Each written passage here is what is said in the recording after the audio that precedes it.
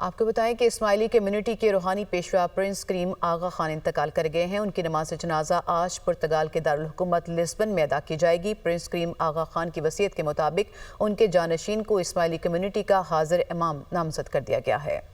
Ismaili community के रूहानी Peshwa Prince करीम आगा खान पुर्तगाल के दारुल हुकूमत लिस्बन में इंतकाल कर गए। उनकी उम्र 88 बरस थी, जबकि इंतकाल के वक्त करीम आगा खान के अहले खाना उनके पास मौजूद थे। प्रिंस करीम आगा खान के 3 बेटे रहीम आगा खान, अली मोहम्मद आगा खान और हुसैन आगा खान, जबकि एक बेटी है। प्रिंस करीम आगा खान इस्माइली कम्युनिटी के 49वें इमाम थे। उनके इंतकाल पर दुनिया भर में इस्माइली कम्युनिटी के जमात खानों में खुसूसी दुआएं शुरू कर दी गई। रिवायात के तहत उनके जानशीन यानी इस्माइली कम्युनिटी के 50वें हाजिर इमाम को नामजद कर दिया गया है। एलामिया के मुताबिक जानशीन की नामजदगी प्रिंस करीम आगा खान ने अपनी वसीयत में की थी। इस्माइली अकीदे के मुताबिक कभी ऐसा नहीं हुआ कि जमात इमाम के बगैर हो। जैसे ही इमाम दुनिया से रुखसत होते हैं, उनकी रूहानी रोशनी उनके नामजद जानशीन को मुंतकिल हो जाती है। प्रिंस करीम आगा खान 1936 को स्विट्जरलैंड में पैदा हुए। नायरोबी में बचपन गुजारा। हार्वर्ड यूनिवर्सिटी से इस्लामी तारीख में डिग्री ली। उन्होंने 1957 में इमामत संभाली थी, जब उनकी उम्र 20 बरस थी। प्रिंस करीम आगा खान आला तरीन सतह पर सिफारतकारी के हवाले से जाने जाते थे। उन्होंने साबिक अमरीकी सदर रेगन और रूस के सदर गोर्बाचेव की जेनीवा में बातचीत मुमकिन बनाई। प्रिंस करीम आगा खान ने अपनी जिंदगी पसमानदा तबकात की जिंदगियों में बेहतरी लाने में सर्फ की। वो इस बात पर जोर देते रहे कि इस्लाम एक दूसरे से हमदर्दी, बर्दाश्त और इंसानी अजमत का मजहब है। प्रिंस करीम आगा खान ने पाकिस्तान की तरक्की के लिए मिसाली खिदमत सर अंजाम दी, जिस पर उन्हें निशाने पाकिस्तान और निशाने इम्तियाज से नवाजा गया। प्रिंस करीम आगा खान के आबा अजदाद सदियों पहले फारिस से भारत मुंतकिल हुए थे। उनके एहसासों की मालियत $13 अरब तक है। उनके एहसासों में बहामास का जजीरा, पेरिस में महल और $200 मिलियन मालियत का जहाज शामिल है।